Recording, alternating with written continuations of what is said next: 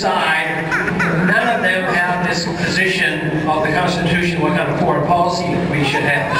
Some want to stay for, 5 or 10 years, whatever is necessary. There's one, he's a senator, and he is just one in South Carolina. He thinks that we're supposed to stay 100 years if necessary. I mean, it makes no sense whatsoever, and it seems that foreign policy, monetary policy, and domestic policy has been endorsed by both major parties for so long there isn't much difference between the two. And yet, it's rather sad that I am considered, and we as a group are considered to be off on the fringe, when all we want to do is be mainstream and do that old-fashioned thing called follow the Constitution. Financially, we're in deep trouble because we run up our national debt each year over $500 billion. We now are indebted to foreigners to the tune of $2.7 trillion. We spend $800 billion more every year than we produce, so we have to borrow that money. And that's why the rest of the world is waking up. They know that's our #1 export, is paper money. And they're getting tired of it because we don't produce it, we don't save, and therefore it is coming to an end. And I think that's what this whole campaign is about. People are starting to realize that there's something fundamentally wrong with the way we have been going, and to change direction isn't changing direction in the wrong way, it's changing the direction to go to the proper way of defending liberty. This is what the Constitution is all about. It was designed not to restrain the people, it was designed to restrain the government. And here we have a government that is so intrusive into our privacy.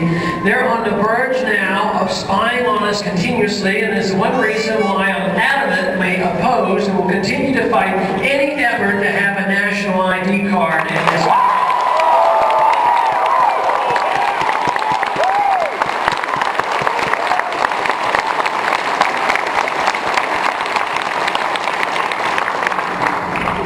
The concern that we have today is real about the threat of terrorism. They claim that the threat of terrorism comes because we're free and prosperous. That is not the reason anybody wants to come here. There are other countries that are free and prosperous and they're not threatened. We're in too many countries telling other people what to do and how to live. And it is quite clear to me that the government's role is not to tell us as individuals what to do with our lives, and not to tell other countries what to do with their countries either.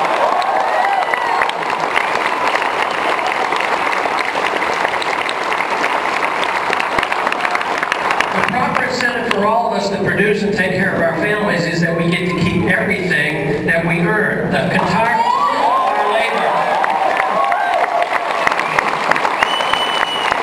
Which very simply defines our tax policy. There would be no income tax at all.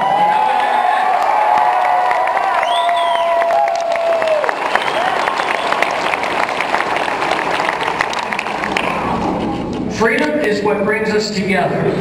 Government, when it controls the wealth and controls the people, it gets in the business of telling people how to promote virtue and excellence. They can't do that except at the expense of liberty. But when you have freedom, the freedom of individuals to spend their lives and their money as they see fit, all of a sudden people who have different opinions about what they want to do with their lives, they come together because freedom unifies us. When Washington controls our money, when they control our money and control our schools and control our habits, all of a sudden everybody's up in Washington fighting over either this shrinking economic pie or fighting over how are we going to tell the people how to live. And this is the magnificent position, and why the Constitution has been so magnificent, is that it brings us together and the other just divides us. And people are starting to recognize this, and they realize that we need not be that way. We don't have to be judgmental. This is so easily understood. Generally, most Americans understand this. If we have freedom of religion, we don't dictate to people, religious values. Absence of religious value, certain religious values here, there, or there, and we just tolerate it. But when the government comes in and starts dictating, but when they get into social policy and sexual habits and all these things, and it just confuses everything.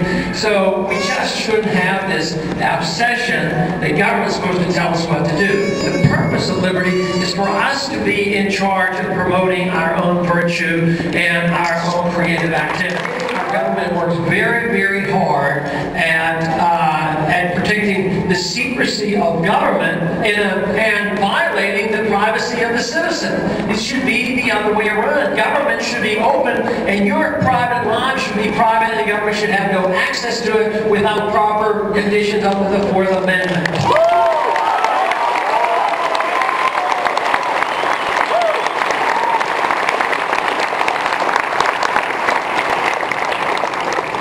We have lost a lot in the last 7 years under the Fourth Amendment. Now we have warrantless searches. We have moved toward the national ID card. We have loss of habeas corpus and posse comitatus. It's easy to declare a national emergency now. We have secret prisons, and we have our CIA doing things that would be, things that are being abhorred by others around the world, and that is participation in torture. This is not part of America. This is a strange thing that has happened to us. We reject it.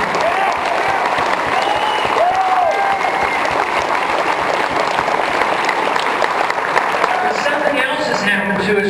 When was it ever said that we should start the wars? Now we call it preemptive or preventative war. We've never done that before. I mean, we drifted into that, but we never should start the war.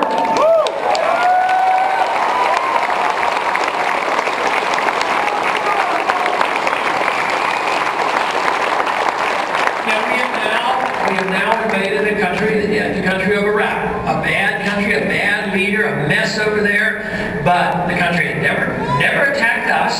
There was no Al-Qaeda there. There was no relationship to 9/11. No weapons of mass destruction. And now we're occupying that country. And we think they're not upset with us because they see us intruders. They see us as crusaders and occupiers of their territory. Not only that, we're in Afghanistan doing the same thing. Not only that, is behind the scenes, our CIA was just orchestrating the return of Bhutto into Pakistan, and they're working now, our government is working now to pick the next dictator of that country. At the same time, we're threatening and intimidating the Iranians. Even with all their imperfections, it doesn't give us the privilege to go over there and start violently trying to change their governments.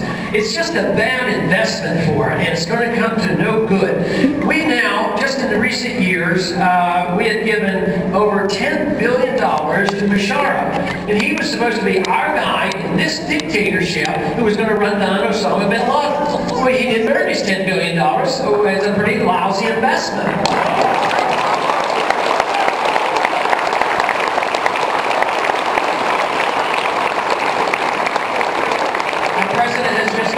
Saudi Arabia to talk to the Saudis, to have them help us democratize Iraq and Iran. But here they are, they're a dictatorship, no rights for women there, and we're over there, and what do? He took them $20 billion worth of weapons to give them to them. Because my position has been clearly that we should give no foreign aid, all that aid should stay in the United States.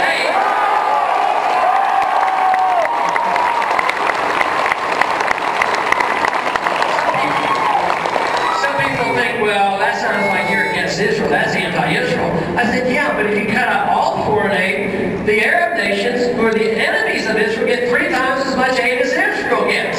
So it would go a long way to neutralizing that whole mess. But we cannot solve those problems and the fights going on that have been going on for 1,000 years or more. So the best we can do is take care of our own business, set a good example, have a healthy economy, and get to the point where they want to emulate us. We can't force our way on them. You know, right now it's a shame. The Chinese actually are acting more like better international capitalists than we are. We don't produce, we don't save, and we just, live beyond our means, and we buy our stuff from China. They save their money. Guess what they're doing? They're taking our dollars and buying up our businesses. They're buying up businesses around the world. They're buying oil interests in Iran. What are we doing? We're wasting our energy by trying to steal the oil through a military operation. That doesn't work, and that's why we have to change this policy completely.